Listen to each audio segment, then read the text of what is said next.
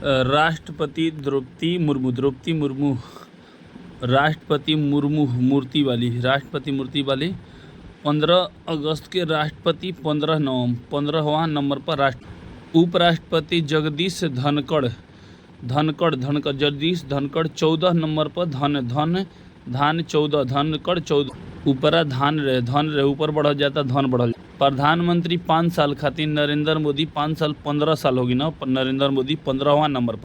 मुख्य न्यायाधीश से सुप्रीम कोर्ट के संजीव खन्ना खाने न मुख्य न्यायाधीश के चर्चा अनुच्छेद नंबर 51वां नंबर न्यायाधीश न्यायाधीश महान्यायवादी अटॉर्नी जनरल कहा जाला आर वेंकटरमन 16वां नंबर पर। बेल्ट मारी है महान्यायवादी 16 कद महान्यायवादी 16 सोलिटर साली वाली तुषार मेहता राष्ट्रीय हरित न्यायाधीश से न्यायमूर्ति श्रीवास्तव हरि राज्य सभापति जगदीश धनखड़ राजऊ में रजऊ कहाँ सब धनखड़। उप सभापति हरिवंश नारायण ऊपर उप सभापति। राज्यसभा का महासचिव प्रमोद चंद्र मोदी जी चंद्रमा जी महासचिव। नेता विपक्ष मल्लिका अर्जुन विपक्षी अर्जुन जी खड़ा विपक्ष अर्जुन। नेता सत्ता पक्ष के जेपी नाडा खींचा सत्ता पक्ष में नाडा 18वें अध्यक्ष लोकसभा ओम बिड़ला ओम नमः शिवाय। नेता विपक्ष लोकसभा राहुल गांधी नेता विपक्ष का लोकसभा में राहुल महासचिव उत्पल सचिव निर्वाचन आयुक्त के चुनाव आयुक्त होता ज्ञान कुमार 26 पर चुनाव हो गया। अनुच्छेद 26 चुनाव आयुक्त विवेक जोशी में चुनाव में बना विवेक जोशी। सुखबीर संधू उपचुनाव अजय भादो में होखला। आर.के. गुप्ता जी चुनाव करा उपचुनाव। उमेश सिन्हा सुदीप जैन। नियंत्रक महालेखा परीक्षक संजय मूर्ति नियंत्रण करता मूर्ति के नियंत्रण करा। संजय नियंत्रण करे। महालेखा नियंत्रक परीक्षक एस दुबे जी महालेखा 28 दिन पर करा। सशस्त्र सेना सर्वोच्च सेनापति राष्ट्रपति द्रौपदी मुर्मू सर्वोच्च रहा मुर्मू वायु सेना में अमर रहे वायु में हवा में अमर रहे 28 नौसेना दिनेश कुमार नया दिनेश्वर है 26 रहे। नेवी में छबीली भागे। थल सेना उपेंद्र द्विवेदी रहा थल करता द्विवेदी थल करना 30।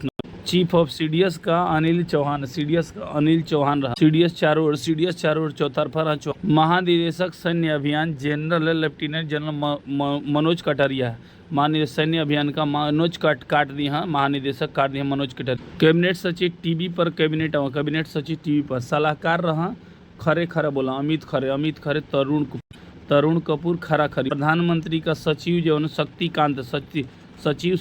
शक्तिकांत दास। रक्षा गड़गड़ायल यहाँ गार्गी कॉल हो गया। विदेश सचिव विक्रम मिश्रा विदेश में बिक्री करे।